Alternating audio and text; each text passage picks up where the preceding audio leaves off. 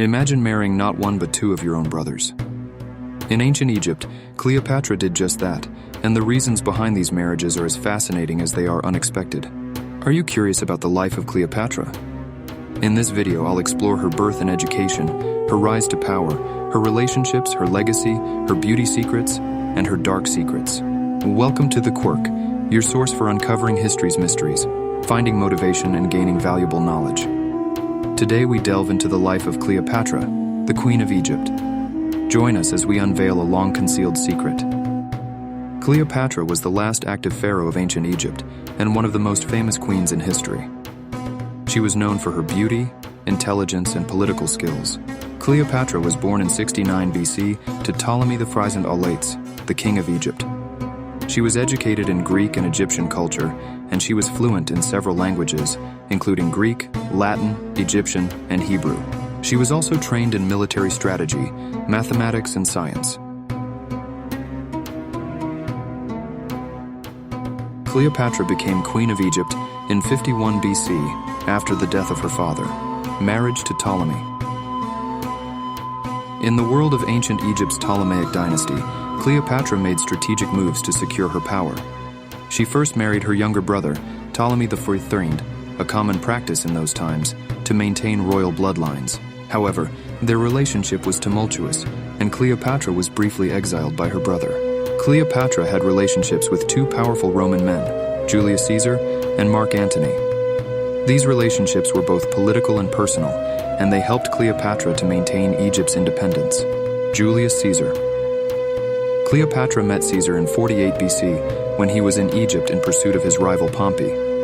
Cleopatra, the Queen of Egypt, was said to be bewitchingly beautiful, and she quickly captivated Caesar. They are said to have fallen in love at first sight. Caesar and Cleopatra's relationship was both political and personal. Caesar saw Cleopatra as a valuable ally in his quest to control the Roman Empire. Cleopatra, for her part, saw Caesar as a way to protect Egypt from Rome's growing power.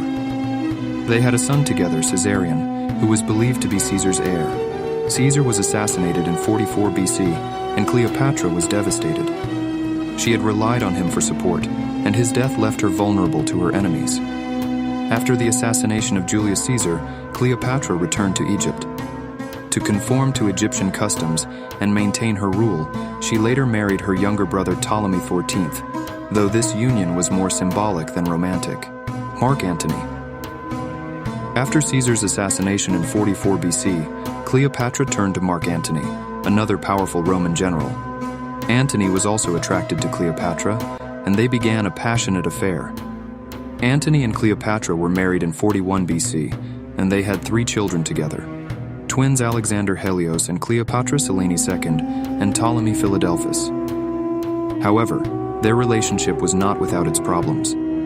Antony was criticized by the Roman Senate for his relationship with Cleopatra, and he was eventually defeated by Octavian, Caesar's adopted son. Cleopatra was known for her beauty, and she was said to use a variety of beauty treatments, including milk baths, honey masks, and kohl eyeliner. She was also said to be a skilled poisoner, and she was rumored to have killed several of her enemies.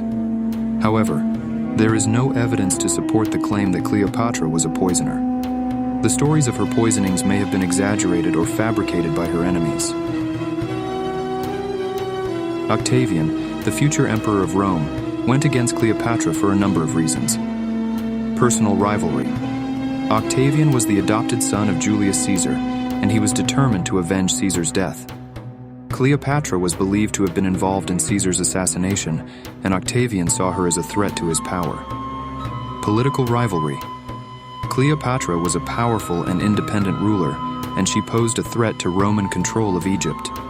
Octavian was determined to bring Egypt under Roman rule, and he saw Cleopatra as an obstacle to his goal. Roman public opinion. The Roman public was divided in its opinion of Cleopatra. Some people saw her as a beautiful and exotic queen, while others saw her as a dangerous and manipulative temptress. Octavian played on these divisions to turn public opinion against Cleopatra. The War of Actium. The war between Cleopatra and Octavian, also known as the War of Actium, was a naval battle that took place in 31 BC off the coast of Greece. The battle was fought between the forces of Cleopatra VII Philopator the last active pharaoh of ancient Egypt, and her ally Mark Antony, and the forces of Octavian, the future first Roman emperor. The war was the culmination of a long-running conflict between Octavian and Antony, who had been rivals for power since the death of Julius Caesar in 44 BC. Octavian was determined to avenge Caesar's death and to bring Egypt under Roman rule, while Antony was determined to protect Cleopatra and her throne. The Battle of Actium was a decisive victory for Octavian. Antony and Cleopatra's fleet was defeated, and they fled to Egypt. Cleopatra's death marked the end of the Ptolemaic dynasty and the beginning of Roman rule in Egypt. Death. Cleopatra died in 30 BC after being defeated by Octavian, the future emperor of Rome. There are many different stories about how she died, but the most likely explanation is that she committed suicide by allowing an asp, a venomous snake, to bite her. The asp is a small venomous snake that is native to Egypt. It is believed that Cleopatra kept a pair of asps as pets, and that she used one of them to kill herself. The other stories. There are other stories about how Cleopatra died. Some say that she poisoned herself, while others say that she had herself strangled. However, the story of the asp is the most likely explanation. Cleopatra had 4 children with Julius Caesar: Caesarion, Cleopatra Selene II, Alexander Helios, and Ptolemy Philadelphus. After Cleopatra's death, Octavian took her children to Rome and raised them as his own. Caesarion was believed to be Caesar's heir, but he was assassinated by Octavian in 30 BC. Cleopatra Selene II. Cleopatra Selene II was married to Juba II of Mauritania. They had a son, Ptolemy of Mauritania, who ruled Mauritania until his death in 40 AD. Alexander Helios was married to the daughter of King Archelaus of Cappadocia. They had no children. Ptolemy Philadelphus was married to the daughter of King Herod Fur of Judea. They had no children. The fate of Cleopatra's children is a reminder of the political and dynastic struggles that followed her death. Octavian was determined to consolidate his power, and he saw Cleopatra's children as a threat. He had Caesarion assassinated, and he married off the other children to Roman nobles. This ensured that they would not pose a threat to his rule. The children of Cleopatra are also a reminder of her legacy.